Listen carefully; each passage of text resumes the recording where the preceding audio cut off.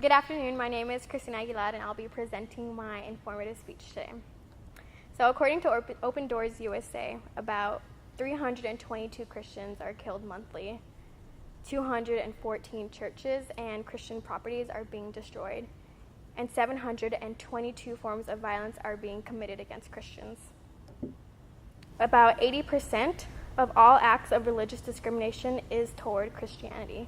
So this is saying that Christianity is the most persecuted religion in the world. Today I'm here to confront the problem of Christian persecution worldwide.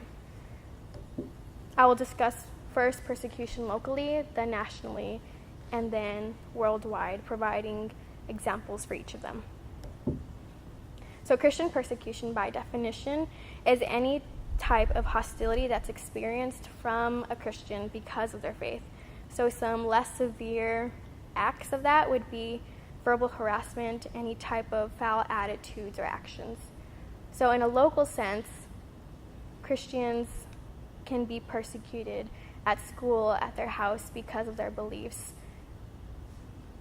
Along with that, Christians, any Christian, whether it's here in Laredo or wherever they live, are always going to be persecuted for their beliefs. Nationally, Christians are declining in their faith in America. So despite the fact that America is the home to more Christians than any other country in the world, we are slowly declining in our faith because of different types of persecution. So an example of Christian persecution that happened in August was a New Jersey resident was ticketed for having signs on his truck that read Bible verses on them, and the police officer was saying that that the man didn't have a permit for presenting those Bible verses on his truck, and that just goes to show that as a nation, in this nation where we are known to have the most freedom, we are slowly being oppressed from our freedom.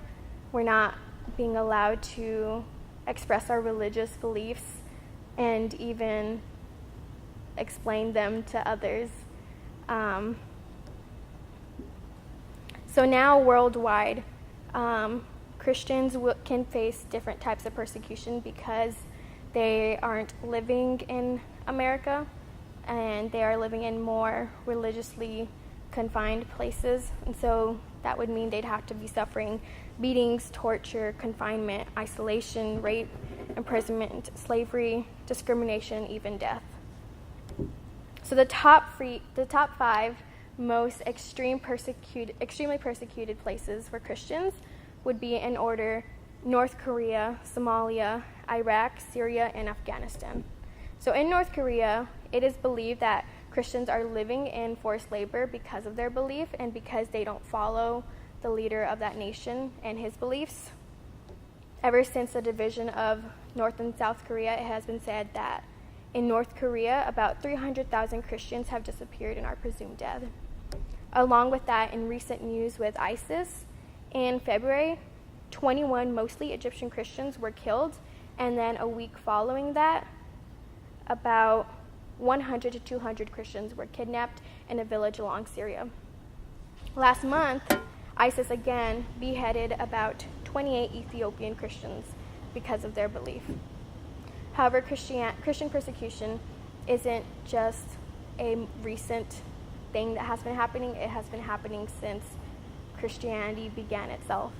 And the most earliest example of a Christian persecution would be the example of Stephen in the Bible days.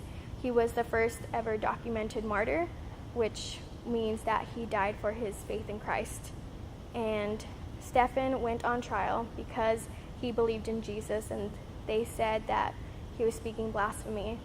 They ended up stoning him to death because he did believe in Jesus. So Christianity is a religion that is being very persecuted in the whole world, and this is something that needs to be brought attention to because they're not necessarily just Christians, but they're people. They're people that could be our fathers, our mothers, our brothers, or our sisters, and they're being killed because of their beliefs. So in conclusion, Christianity is being persecuted, and it's growing more and more every day. It has been more severe ever since the turn of the 21st century. However, it's been happening since Christianity began itself. Thank you.